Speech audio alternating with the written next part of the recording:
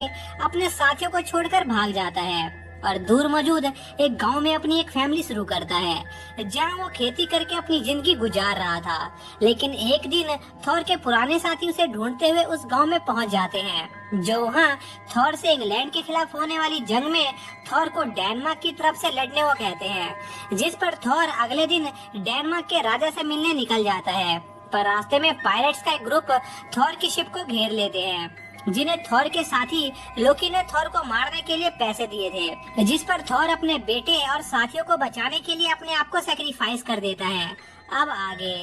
तो इस पार्ट की शुरुआत में हम देखते हैं कि एस्कलन थॉर की शिप को लेकर जा रहा होता है, जिस पर थॉर के साथी और थॉरफिन भी मौजूद थे। जहां पर थॉरफिन अपने हाथ में एक खंजर लिए एस्कलन और उसके साथियों को खूनी नजरों से देख रहा होता है और जोर जोर से चिल्ला रहा होता है कि वो एस्कलन और उसके साथियों को जान से मारकर अपने पिता की मौत का बदला लेगा। जो देखकर एस्कलन के साथी एस्कलन से कहते हैं कि उन्हें उस बच्चे को मार देना चाहिए, पर एस्कलन उन लोगों को कुछ भी करने से मना करता है और थॉरफिन को उसके हाल पर छोड़ देने के लिए कहता है। ऐसे ही कुछ दिन बीत जाते हैं जहां पर थॉरफिन अभी उस बोट पर फंसा हुआ था और धीरे धीरे थॉरफिन के पास खाना और पानी भी खत्म हो रहा था। तभी थॉरफिन उस बोट पर मौजूद कुछ पानी को पीने के लिए आगे बढ़ता है, पर थॉरफिन उस पानी को पी नहीं पाता क्योंकि वो पानी काफी ज्यादा खारा था और ऐसा लग रहा था कि अगर थॉरफिन को जल्दी खाना या पानी नहीं मिला तो मर जाएगा। पर थॉरफिन की बदला लेने की आग उसे जिंदा रखती है। इसी बीच एस्कलन और उसके साथी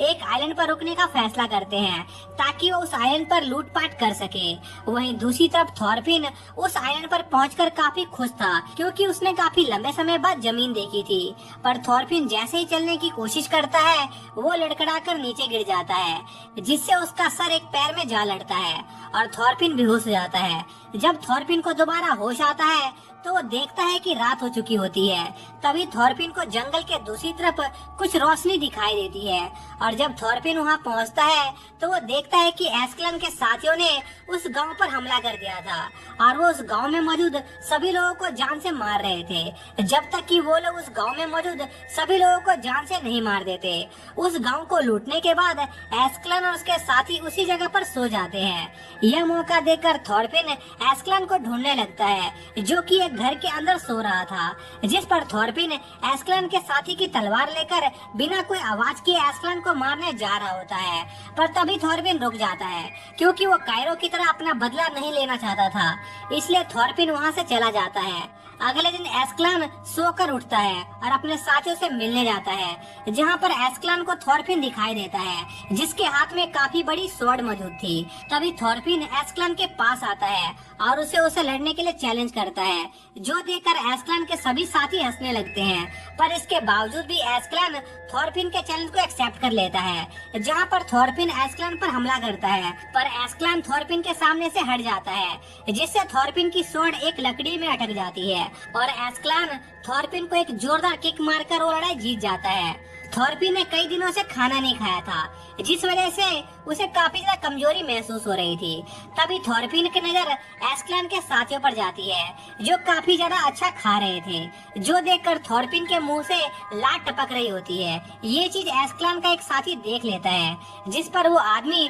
थॉरफिन की तरफ एक हड्डी का टुकड़ा फेंकता है ताकि वो उसे चबा सके। पर थॉरफिन अपने ईगो के चलते वो हड्डी का टुकड़ा नहीं उठाता और जंगल की तरफ निकल जाता है, जहाँ पर थॉरफिन को एक रैबिट दिखाई देता है, जिस पर थॉरफिन उस रैबिट को पकड़ने की कोशिश करता है, पर थॉरफिन इसमें नाकामयाब रहता है, जिस पर थॉरफिन उन फलों को खाने की कोशिश करता है जिन्हें वो रैबिट खा रहा था, पर वो फल काफी ज्यादा कड़वे और स्वाद में गंदे थे। इसलिए थॉरफिन एस्कलन के सभी साथियों के जाने के बाद वापस उनके कैंप पर पहुंचता है और उनके द्वारा खाई हुई सभी हड्डियों पर से उस मीट को खाने की कोशिश करने लगता है। पर बदकिस्मती से थॉरफिन का ये प्लान भी फेल हो जाता है। अगले दिन वाइस कैप्टन को थॉरफिन दिखाई देता है जो अपनी स्वॉर्ड के साथ एक पेड़ के पास सोया हुआ था, पर वाइस कैप्टन थॉरफिन को इग्नोर मारते हुए मशरूम इकट्ठा करने लगते हैं। तभी थॉरफिन वाइस कैप्टन को वहां देखकर चौकन्ना हो जाता है और उससे कहता है कि अगर लड़ाई के दौरान उन लोगों ने बेईमानी नहीं की होती तो उसके पिता उनसे कभी नहीं हारते, जो कहने के साथ थॉरफिन वाइस कैप्टन पर हमला कर देता है। पर वाइस कैप्टन थॉरफिन के अटैक को अपने एल्बो से रोककर उसे पीछे धकेल देता है और वहाँ से चला जाता है। अगली रात को भी थॉरफिन खाई हुई हड्डियों पर से उस मीट को खाने की कोशिश कर रहा होता है। तभी थॉरफिन का सामना एक वुल्फ से हो जाता है, जिस पर थॉरफिन अपनी तलवार की तरफ अपना हाथ बढ़ाता है। पर थॉरफिन को एहसास होता है कि वो तलवार उसके लिए काफी ज्यादा बड़ी थी और वो उसे समय पर नहीं चला पाएगा। इसलिए थॉरफिन अपने खंजर का इस्तेमाल करने का फैसला करता है, जिससे थॉरफिन उस वुल्फ के गले पर अटैक करता है, जिससे कुछ देर के अंदर ही वो वुल्फ मारा जाता है। और ऐसा करके थॉरफिन को खुद पर काफी ज्यादा कॉन्फिडेंस आता है। इसलिए थॉरफिन अगले दिन उस नाइफ से प्रैक्टिस करने लगता है और फिर से उस रैबिट को पकड़ने की कोशिश करता है। पर थॉरफिन अभी उस रैबिट को पकड़ नहीं पा रहा था। तभी थॉरफिन अपने खंजर को दूर फेंक देता है, जो एक पेड़ पर जाके अटक जाती है, जिससे थॉरफिन को एक आइडिया आता है और वो डैगर थ्रो करने की प्रैक्टिस करने लगता है। और कुछ दिनों के अंदर वो डैगर चलाने में काफी ज्यादा माहिर हो जाता है और उस रैबिट को पकड़ने में भी कामयाब रहता है। और आखिरकार कई दिनों बाद थॉरफिन भरपेट खाना खा पाता है। अगले दिन एस्क्लान का ग्रुप उस आइलैंड से निकलने की तैयारी कर रहा होता है। तभी वहाँ पर थॉरफिन आ जाता है, जो एक बार फिर से सभी के सामने एस्क्लान को उससे लड़ने के लिए चैलेंज करता है, जो देखकर एस्क्लान के सभी साथी काफी ज्यादा हैरान थे, क्योंकि उन्हें लगा था कि अब तक शायद थॉरफिन मर चुका होगा। पर इन सभी चीजों के बावजूद भी एस्क्लान थॉरफिन के चैलेंज को एक्सेप्ट कर लेता है, जिस पर थॉरफिन एस्क्लान पर अपने डैगर से अटैक करने की कोशिश करने लगता है। पर एस्क्लान थॉरफिन के सभी अटैकों को आसानी से डॉज करके उसे नीचे गिरा देता है और लगातार उसके पेट पर अपने पैर से वार करने लगता है, जिसके कुछ देर बाद एस्क्लान वहां से जाने लगता है। पर तभी थॉरफिन एस्क्लान पर अपने डैगर थ्रो से अटैक करता है, जिससे एस्क्लान काफी ज्यादा चौंक जाता है। पर एस्क्लान उस अटैक को अपनी स्वॉर्ड से डिफ्लेक्ट करने में कामयाब रहता है, जिसके साथ ही थॉरफिन फिर से इस राउंड को हार गया था। लेकिन थॉरफिन की प्रोग्रेस को देखते हुए एस्क्लान थॉरफिन से कहता है कि अगर थॉरफिन एस्क्लान से एक बार फिर से ड्यूल करना चाहता है तो उसके लिए पहले थॉरफिन को ये बात साबित करनी होगी कि वो एस्क्लान से लड़ने लायक है, जिसके लिए एस्क्लान थॉरफिन को टास्क देता है कि अगर थॉरफिन इंग्लैंड के खिलाफ होने वाली जंग में अपना नाम बना लेगा तब वो एस्क्लान को दोबारा से उससे लड़ने के लिए चैलेंज कर सकता है। और अगर थॉरफिन ऐसा नहीं कर पाया तो एस्क्लान उसके किसी भी ड्यूल के चैलेंज को एक्सेप्ट नहीं करेगा, जिस पर थॉरफिन अपने आने वाली जंग में अपना नाम बनाने का फैसला करता है, ताकि वो एस्क्लान को चैलेंज करने का हक पा सके और उसे ड्यूल में हरा पाए और अपने पिता की मौत का बदला ले सके। इसी बीच इंग्लैंड और डेनमार्क के बीच होने वाली जंग काफी ज्यादा नजदीक आ गई थी और दोनों देशों की सेना एक दूसरे के बॉर्डर्स पर तैनात होना शुरू हो गई थी, जिस पर एस्क्लान भी इस जंग का हिस्सा बनने का फैसला करता है, ताकि वो इस जंग में अपना नाम बनाकर खूब सारा सोना हासिल कर सके। इसलिए एस्क्लान अपनी एक बोट की मदद से जंग के मैदान की तरफ बढ़ने लगता है, जहाँ पर रास्ते में वो लोग नदी के किनारे पर रुकते हैं, जहाँ पर काफी सारे सैनिकों की लाशें पड़ी थी जो इस जंग के दौरान मारे गए थे। पर एस्क्लान और उसके साथियों को इस तरह के मंजर को देखने की आदत पड़ चुकी थी। वहीं दूसरी तरफ थॉरफिन को इतनी सारी लाशें देखकर बिल्कुल भी अच्छा नहीं लग रहा था और उसे उन लाशों की बदबू भी झेली नहीं जा रही थी। पर क्योंकि थॉरफिन ने एस्क्लान के साथ जंग में शामिल होने का फैसला कर लिया था, इसलिए वो एस्क्लान के साथ उनके कैंप पर चला जाता है, जहाँ पर थॉरफिन अपने खाने के लिए कुछ ड्राई फ्रूट्स इकट्ठा कर रहा था। वहीं दूसरी तरफ हम एस्क्लान को देखते हैं, जो वाइकिंग के साथ ये तय कर रहा होता है कि आखिर उसे इस जंग में वाइकिंग की मदद करने के बदले कितना सोना चाहिए। पर जैसे ही एस्क्लान उनके साथ अपनी डील फाइनल करता है, तभी अचानक से उन सभी पर चारों तरफ से तीरों की बारिश शुरू हो जाती है, क्योंकि इंग्लैंड के सोल्जर्स ने रात के दौरान वाइकिंग पर छिपकर हमला करने का फैसला किया था और जल्द ही वहां पर एक भयंकर लड़ाई शुरू हो जाती है, जिसमें काफी सारे सोल्जर्स मारे जा रहे थे। तभी एस्क्लान अपने लोगों की लीड को संभालता है और इंग्लैंड के सोल्जर्स पर हमला बोल देता है, जहां पर एस्क्लान के साथी तीर खाते हुए भी अपने दुश्मनों को जान से मार रहे थे। जो देखकर थॉरफिन को याद आता है कि अगर उसे एस्क्लान के साथ दोबारा बैटल करनी है तो उसे इस जंग में अपने लिए नाम कमाना होगा, क्योंकि थॉरफिन अभी एक बच्चा होता है, तो वो इतना सारा खून खराबा देखकर डर जाता है। तभी एक सोल्जर थॉरफिन पर पीछे से हमला करके उसे जान से मारने वाला होता है, पर एस्क्लान पीछे से आकर उस सोल्जर को मार गिराता है और थॉरफिन की जान बचा लेता है। पर इससे पहले कि थॉरफिन अपने आप को पिछले हादसे से संभाल पाता और सोल्जर्स थॉरफिन पर हमला करने लगते हैं, जिस पर थॉरफिन इस बार अपने दिमाग को शांत करता है और सोल्जर्स के अटैक को डॉज करके उसके चेस्ट में अपना डैगर घुसा देता है। पर वो घाव ज्यादा गहरा नहीं था, जिस पर वो सोल्जर थॉरफिन को एक जोरदार किक मारता है और अपनी स्वॉर्ड से उसकी मुंडी अलग करने वाला होता है। पर इससे पहले थॉरफिन एक बार फिर से उस आदमी के पेट पर अटैक करके उसे जान से मार देता है और ये पहली बार था जब थॉरफिन ने किसी की जान ली थी, जिस वजह से उसे अजीब से गुस्से और खुशी का एहसास हो रहा था, जिसके चलते थॉरफिन पागलों की तरह उस मरे हुए सोल्जर्स की बॉडी पर अपने डैगर से अटैक कर रहा होता है, जो कि थॉरफिन के एक बच्चे से आदमी बनने के सफर में पहली सीढ़ी थी। इसके बाद थॉरफिन एस्क्लन के साथ कई और लड़ाइयों में भाग लेता है और अपनी फुर्ती और डैगर के इस्तेमाल से उन जंगों में कई सारे इंग्लैंड के सोल्जर्स को मार गिराता है। ऐसे ही कई साल बीत जाते हैं, जहां पर थॉरफिन अब पहले से काफी ज्यादा बड़ा हो गया था और उसने अब तक कई सारे जंगों में हिस्सा लिया था और बहुत सारे लोगों की जानें ली थी, जिससे थॉरफिन को उसके डैगर चलाने के नए तरीके और नए पैतरे सीखने का मौका मिला था, जिससे अब थॉरफिन एक काफी तगड़ा सोल्जर बन चुका था। यहाँ तक कि एक बार थॉरफिन ने एस्क्लान को एक दुश्मन के हाथों मरने से भी बचाया था, जिस वजह से एस्क्लान को थॉरफिन पर थोड़ा भरोसा होने लगा था। इसलिए एस्क्लान अपने नेक्स्ट टारगेट पर अटैक करने से पहले थॉरफिन को उनके आदमियों की जासूसी करके उन्हें उनके बारे में इंफॉर्मेशन जमा करने को कहता है,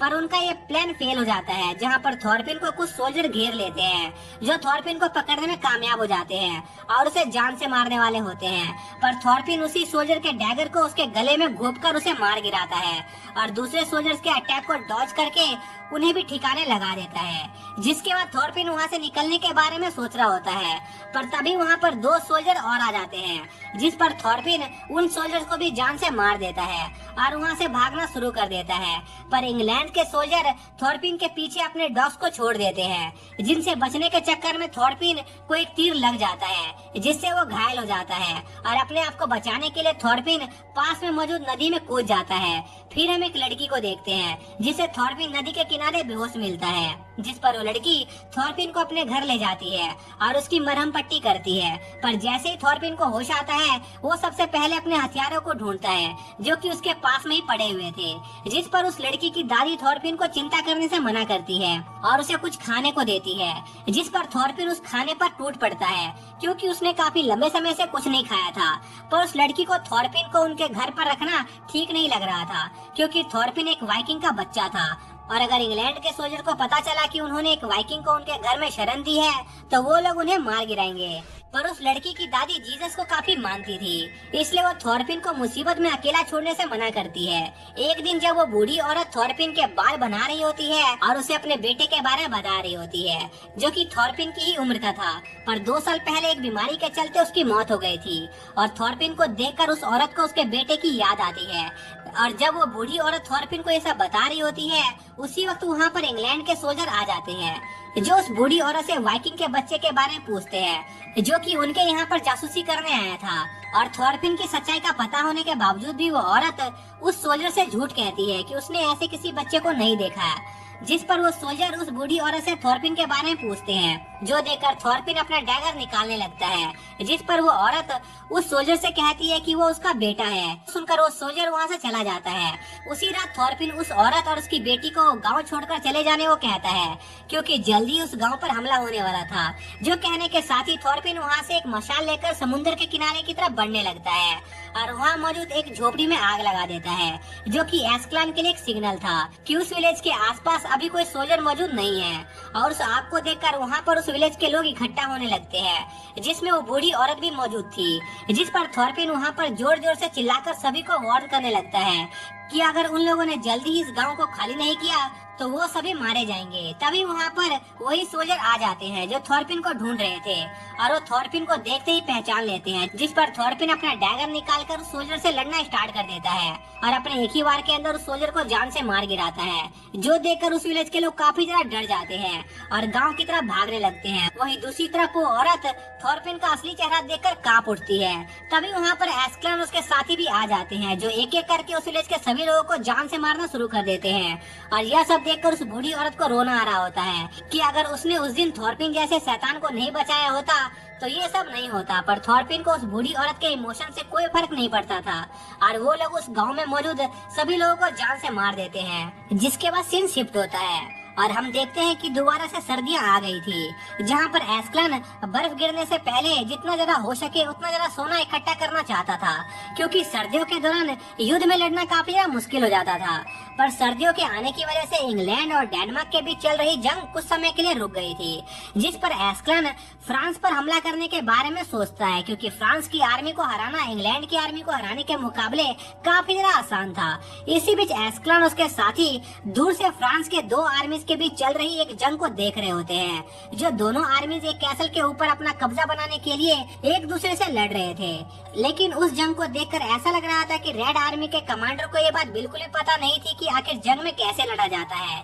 क्योंकि रेड सोल्जर्स की आर्मी काफी ज्यादा बड़ी होने के बावजूद भी वो लोग उनके दुश्मन को हरा नहीं पा रहे थे और रेड आर्मी का कमांडर बेवकूफों की तरह अपने सोल्जर्स को मरने के लिए भेज रहा था। जो देखकर एस्कलन डिसाइड करता है कि वो इस मौके का फायदा उठाकर उन सोल्जर से उनका खजाना लूट लेगा। जो सुनकर एस्कलन के साथियों को लगता है कि एस्कलन उनसे रेड आर्मी पर हमला करने को कह रहा है, क्योंकि रेड आर्मी के सोल्जर्स पहले ही काफी ज्यादा घायल थे और उनका कमांडर भी काफी ज्यादा बेवकूफ था। पर एस्कलन अपने साथियों से कहता है कि वो असल में इस वॉर में रेड आर्मी का साथ देने की सोच रहा था। जो सुनकर एस्कलन के साथी थोड़े हैरान होते हैं, पर वो फिर भी एस्कलन के फैसले पर भरोसा करने का फैसला करते हैं। तभी एस्कलन इस टास्क को करने के लिए थॉर्फिन को चुनता है, जो कि अब लगभग 15 साल का हो चुका था और थॉर्फिन एस्कलन की आर्मी के सबसे पावरफुल सोल्जर्स में से एक था, जो लड़ाई के लिए 2 डैगर्स का इस्तेमाल करता था। जहां पर एस्कलन थॉर्फिन को ऑर्डर देता है कि वो रेड आर्मी के कमांडर के पास जाकर उसे कहे कि वो एक गधा है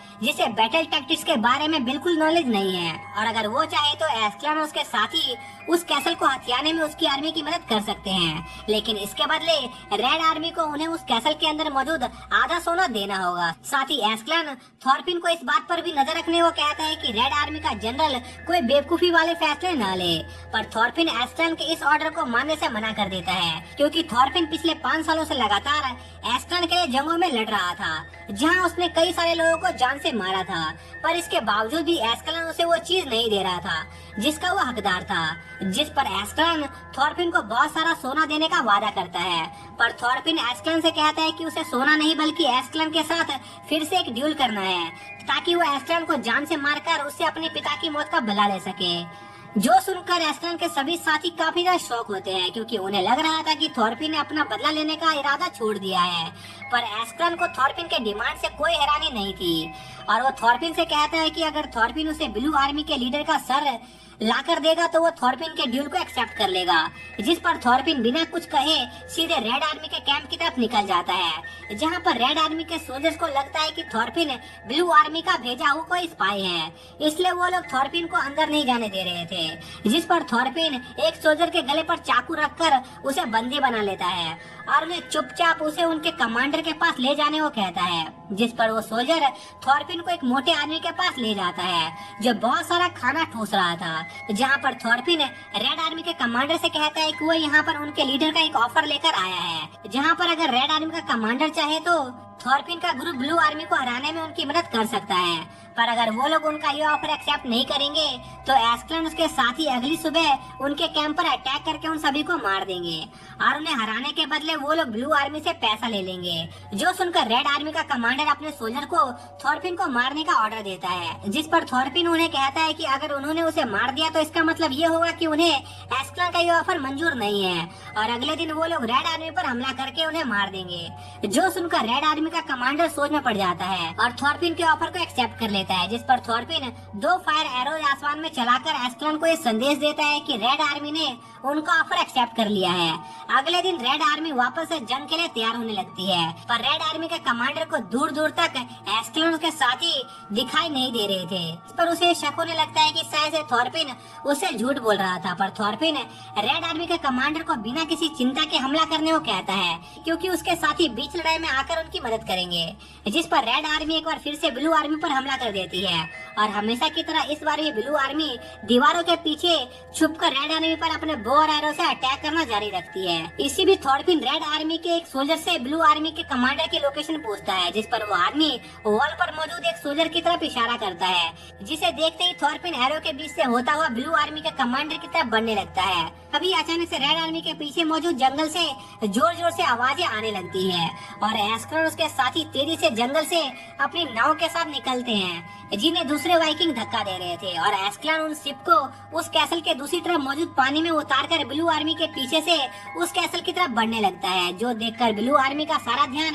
एस्कलॉन उसके साथी पर चला जाता है और वो उन पर बो और एरो से हमला करने लगते हैं। पर इसी बीच थॉरफिन कूदकर उस वॉल पर चढ़ना स्टार्ट कर देता है और रास्ते में आ रहे सभी सोल्जर्स को बेरहमी से मार रहा होता है, जो देखकर ब्लू आर्मी का ध्यान थॉरफिन की तरफ चला जाता है कि आखिर एक बच्चा कैसे उनके इतने सारे सोल्जर्स को मार रहा था। और इस डिस्ट्रक्शन का फायदा उठाकर एस्कलॉन के साथी उस कैसल के दूसरी तरफ पहुंचकर ब्लू आर्मी पर हमला करना शुरू कर देते हैं। फिर सीन दोबारा से थॉरफिन पर शिफ्ट होता है, जो अपने डैगर स्किल का इस्तेमाल करके कई सारे सोल्जर्स को ठिकाने लगा रहा था। और ऐसा करते हुए थॉरफिन ब्लू आर्मी के कमांडर तक पहुंच जाता है और इससे पहले कि ब्लू आर्मी का कमांडर अपनी तलवार भी निकाल पाता, थॉरफिन उसका गला काटकर उसे जान से मार देता है। पर बदकिस्मती से उस कमांडर का सर पानी में गिर जाता है, जिस पर थॉरफिन उस सर को लेने पानी में कूद जाता है ताकि वो सर को एस्कलॉन को दिखा सके। इसी बीच एस्कलॉन और उसके साथी ब्लू आर्मी को मारते हुए उस पूरे कैसल को लूट रहे होते हैं, जिस पर ब्लू आर्मी रेनफोर्समेंट भेजती है। पर एस्कलॉन उसके साथी बड़ी आसानी से उन्हें भी ठिकाने लगा देते हैं। और जब तक रेड आर्मी का कमांडर अपने सोल्जर्स के साथ कैसल में एंटर करता है, तब तक एस्कलॉन के साथी पूरी ब्लू आर्मी को मारकर वहाँ का सारा सोना लूटकर जा चुके थे। इसी बीच थॉरफिन भी फाइनली ब्लू आर्मी के कमांडर का सर लेकर एस्कलॉन के पास वापस लौट आता है और उसे उसके वादे के मुताबिक उसके ड्यूल को एक्सेप्ट करने को कहता है, जिस पर एस्कलॉन तैयार हो जाता है। पर वो थॉरफिन से कहता है कि उनके बीच की ड्यूल तब होगी जब उनकी शिप जमीन पर पहुंच जाएगी, जिसके बाद रास्ते में वो लोग अपनी जीत की खुशी में पार्टी वगैरह करते हैं। और कुछ दिनों के सफर के बाद एस्कलॉन उसके साथी उनके गाँव पहुँच जाते हैं, जहाँ पर विलेजर एस्कलॉन उसके साथियों के वापस लौटने की खुशी में उनका स्वागत करते हैं। पर थॉरफिन का मूड काफी ज्यादा ऑफ होता है और वो वहाँ से जाने लगता है, जहाँ उसकी टक्कर एक लड़के से हो जाती है जो थॉरफिन को धमकाने लगता है। पर थॉरफिन की एक नजर से ही उस लड़के की पैंट गीली हो जाती है और वो चुपचाप वहाँ से निकल जाता है। इसी बीच एस्कलॉन उस विलेजर के चीफ से मिलता है और उन्हें सोने को सभी लोगों में सही से बांटने के बाद उन्हें उसके और थॉरफिन के बीच होने वाली ड्यूल को देखने के लिए इनवाइट करता है। और थॉरफिन और एस्कलॉन के बीच के ड्यूल की खबर पूरे गांव में फैल जाती है और सभी लोग इस ड्यूल को देखने के लिए थॉरफिन और एस्कलॉन के पास इकट्ठा होने लगते हैं, जहां पर सभी लोग ये देखकर काफी ज्यादा हैरान होते हैं कि एस्कलॉन का ओपोनेंट एक बच्चा था और उन सभी लोगों को लग रहा था कि थॉरफिन आज एस्कलॉन के हाथों बुरी तरह मरने वाला है। पर वाइस कैप्टन को पता होता है कि थॉरफिन पहले के मुकाबले काफी ज्यादा ताकतवर हो चुका था, जिसके बाद थॉरफिन और एस्कलॉन का ड्यूल स्टार्ट हो जाता है, जहां पर एस्कलॉन अपनी बातों से थॉरफिन को डिस्ट्रैक्ट करने की कोशिश करता है। पर थॉरफिन एस्कलॉन की इन चालों को अच्छी तरह जानता था, इसलिए थॉरफिन सीधे एस्कलॉन को जान से मारने की कोशिश करता है, जिस अटैक से एस्कलॉन बड़ी मुश्किल से अपने आप को बचा पाता है। जिसके बाद थॉरफिन लगातार एस्कलॉन पर अपने डैगर से अटैक करने लगता है, जहां पर एस्कलॉन थॉरफिन के अटैक को ब्लॉक करने के अलावा और कुछ नहीं कर रहा था। पर एस्कलॉन जल्दी समझ जाता है कि अगर उसने इस मैच को सीरियसली नहीं लिया तो उसकी जान भी जा सकती है, इसलिए एस्कलॉन अपने एक अटैक से थॉरफिन को पीछे धकेल देता है और थॉरफिन पर एक पावरफुल अटैक करने आगे बढ़ता है, जिस पर थॉरफिन अपने एक डैगर से उस अटैक को रोकता है और अपने दूसरे डैगर से एस्कलॉन की उंगलियों पर अटैक करता है, जिस पर एस्कलॉन अपनी तलवार नीचे गिरा देता है। और यह मौका देखकर थॉरफिन एस्कलॉन को मारने के लिए उस पर अटैक करने आगे बढ़ रहा होता है। पर तभी थॉरफिन देखता है कि एस्कलॉन उसके डैगर को लेने की कोशिश कर रहा था, जिस पर थॉरफिन पीछे हट जाता है और यह मौका देखकर एस्कलॉन अपनी तलवार दोबारा उठा लेता है और थॉरफिन से कहता है कि उसे तो याद भी नहीं कि थॉरफिन का बाप कौन था, शायद से वो कोई काफी ज्यादा कमजोर आदमी था, इसलिए उसे थॉरफिन के बाप का चेहरा याद तक नहीं। जो सुनकर थॉरफिन को काफी ज्यादा गुस्सा आ जाता है और वो एस्कलॉन की तरफ अटैक करने जाने लगता है और एस्कलॉन यही चाहता था। और थॉरफिन के इस बेवकूफी भरे अटैक को काउंटर करके एस्कलॉन थॉरफिन का हाथ तोड़ देता है, जिससे थॉरफिन ये लड़ाई हार जाता है। जिसके बाद एस्कलॉन अपने साथियों के साथ मिलकर पार्टी कर रहा होता है। वहीं दूसरी तरफ थॉरफिन अपने फादर की बोट पर अपने फादर को याद करते हुए सो जाता है, जिसके साथ ही ये पार्टी यहीं पर खत्म हो जाता है।